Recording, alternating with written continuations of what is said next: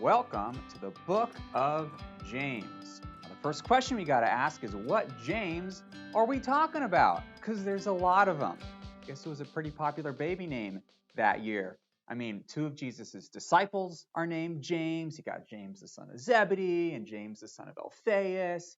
And of course, Jesus's brother, or I guess his half-brother, is named James as well.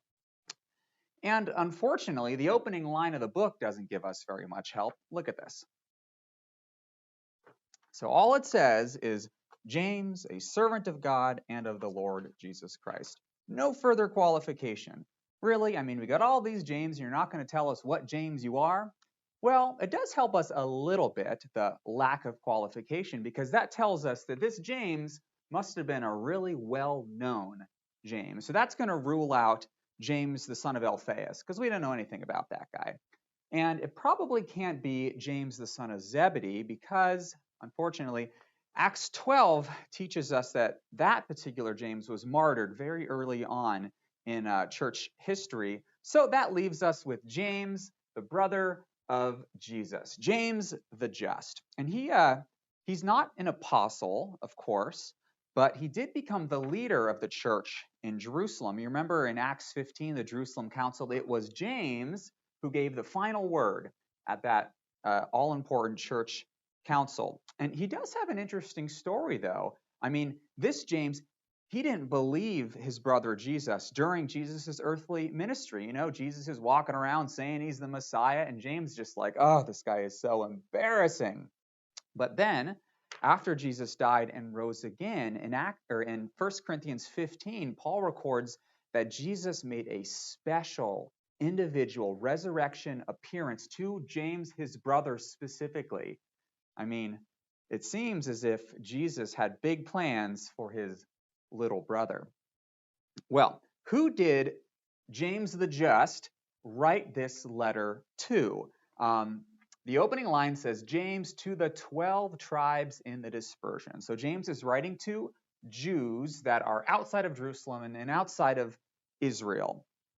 And evidently, these Jewish Christians still met in synagogues, which is kind of interesting. You look at chapter 2, verse 2, we have that little detail in there. So it's probably very early on before Jewish Christians were kicked out of the synagogues. That gives us some interesting details. But unfortunately, unlike Paul, when you read through the book of James, we're given no hint, zero hint that James is writing to a specific individual congregation. I mean, the content in James, it could apply to any church at any time, which is kind of helpful, I suppose.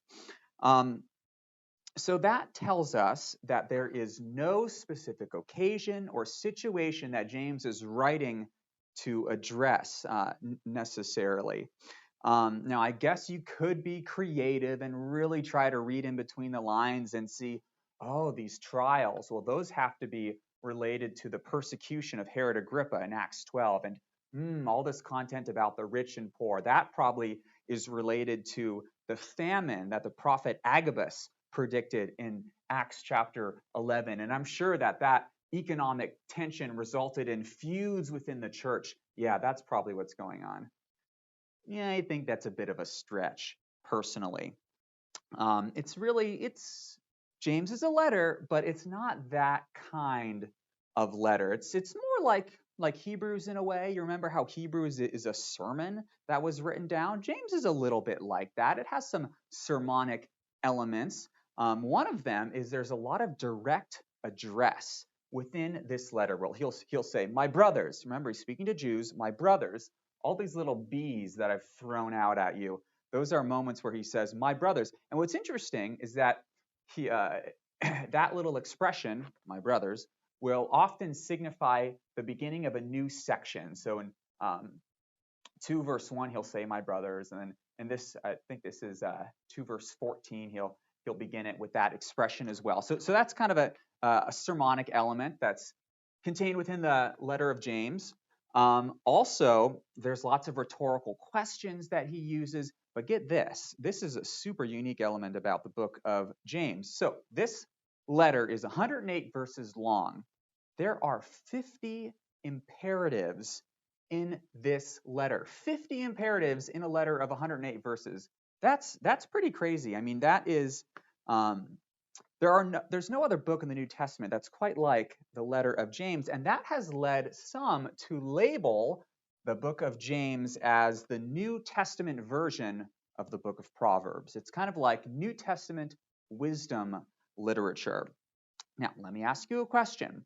Does the book of Proverbs construct a careful argument from the beginning all the way to the end, where one verse builds upon the next verse, which builds upon the verse after that? Not at all. Proverbs is just a collection of wisdom poems and hundreds of disconnected one-liners teaching us how to live. I mean, that's what the book of Proverbs is. And James is very similar to that. It doesn't develop. I don't believe it develops a single message which is addressing a specific problem.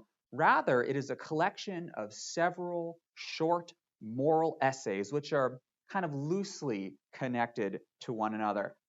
And therefore, the book of James is notoriously difficult to structure. I mean, how do you put a structure on a book like James? I mean, there is a general consensus in scholarship that James has an introduction in chapter 1, or perhaps part of chapter 1, and there's a body in chapters 2 through 5:11, and we all kind of think that the conclusion starts in 5:12 and runs to the end. But after that, I mean, you kind of shrug your shoulders and go, I don't really know. I mean, a lot of people, a lot of scholars, you'll read commentaries, they'll kind of put the book of James into three kind of loose sections, the body, that is.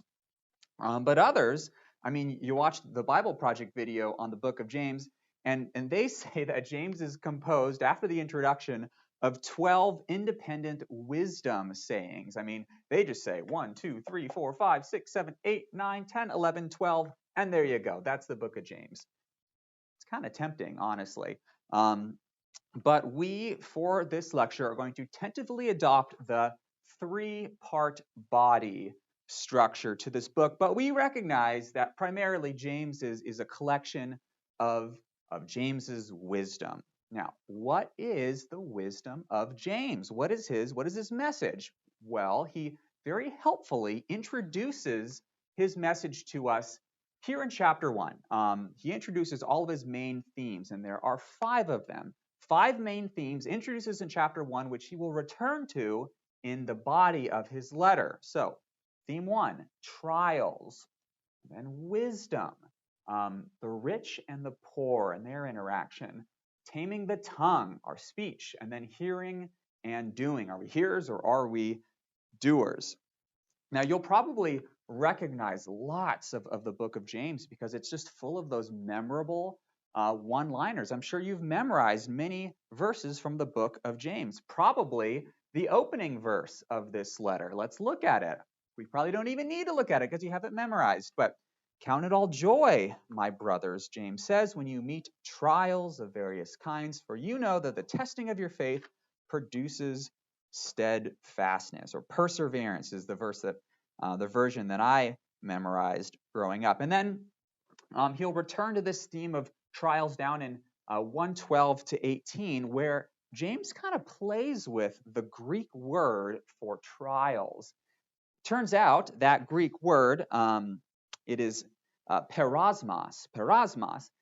It is the same Greek word for temptation, trials and temptation. Same word. Isn't that interesting? And he's going to say, let's look at it here in verse, I believe it's 13. He's going to say that no one should say, let nobody say that when he is tempted, I'm being tempted by God, because God doesn't tempt us. No, only good and perfect gifts come from God, not temptation. Our temptations are a result of our own desires. And then, he further explains himself in this opening section by saying that God intends these trials in our lives to make us perfect and complete, lacking nothing. And this brings up an interesting element with the book of James. So we've, made the point kind of ad nauseum that James is a bunch of loosely connected wisdom sayings, but James carefully constructed these wisdom sayings and strung them together with linking words, with connecting words. Each of these elements are connected together. So, example from this first section. Trials make us perfect and complete, lacking nothing. Go to the next section here. If anyone lacks wisdom, let him ask God, who gives generously to all without finding fault. The word lack links those two sections together, and we're going to see how this works with kind of the rest of the book of James. It is pretty neat. Now, riches and poverty is a dominant concern for the book of James. Really, we'll kind of see it throughout. And James is going to insist that the rich will be humbled, but the poor will be exalted. And we're going to get into that here in chapters 4 and 5. And then he's going to say as well that religion that is pure and undefiled before God our Father is this, that we care for the poor.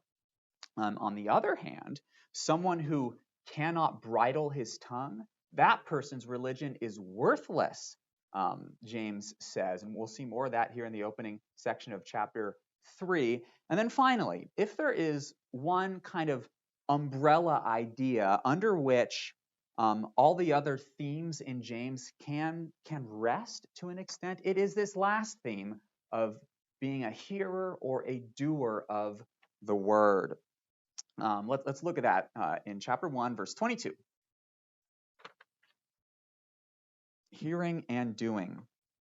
But be doers of the word, James says, and not hearers only. The hearer, they look into the mirror and then they forget instantly what they look like. They're deceiving themselves that they are truly religious. But on the other hand, those who do the word and act on what they learn, they will be blessed. So if I could put the book of James into one sentence, it might sound a little bit like this. In our trials, we must put our faith into practice by caring for the poor and seeking to strive for peace within the community of God. And we'll flesh out that sentence a little bit more as we dive into the body of the letter next.